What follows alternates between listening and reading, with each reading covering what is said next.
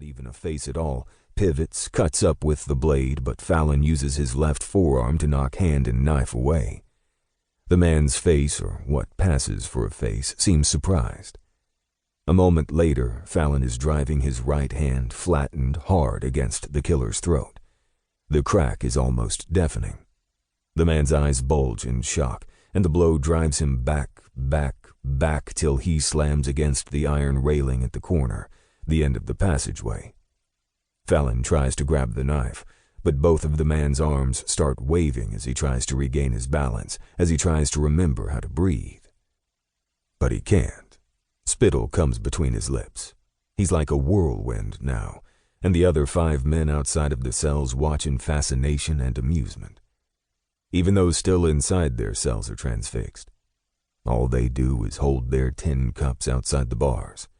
Fingers grip other bars as they watch, laugh, hiss, joke, and pray. The man moves farther over the rails. He opens his mouth as if to scream, but he can't scream. He can't breathe. He can't do anything but die. Fallon has learned several things in prison, including how to crush an attacker's larynx.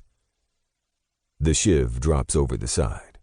Damn, Fallon could have used that to defend himself against the other 5 killers. The arms stop waving, and then the faceless man starts to slip over. His mouth opens as though to scream, but he cannot scream either.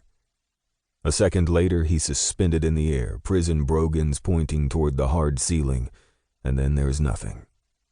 A long silence follows, stretching toward infinity, before the sickening crunch of a body seems to shake the prison house to its very foundation. Fallon's heart races.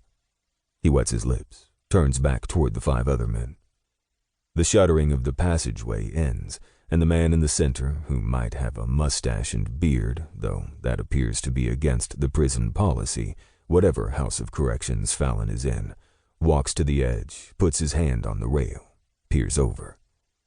He spits saliva, which drops toward the corpse, broken and bloody, and stares sightlessly toward the impenetrable ceiling. Fallon knows because somehow he, too, has moved to the railing, to see the man he had just killed. Another kill for a one-time lawman turned killer. The man's dead eyes seem to follow Fallon as he turns back to the 5 men. The leader spits again, wipes his mouth, and slowly turns to stare at Fallon. As though on cue, the tin cups resume their metallic serenade.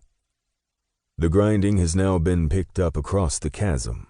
Prisoners there have likewise resumed raking cups against the bars, and so have the prisoners on the floors below. The noise intensifies.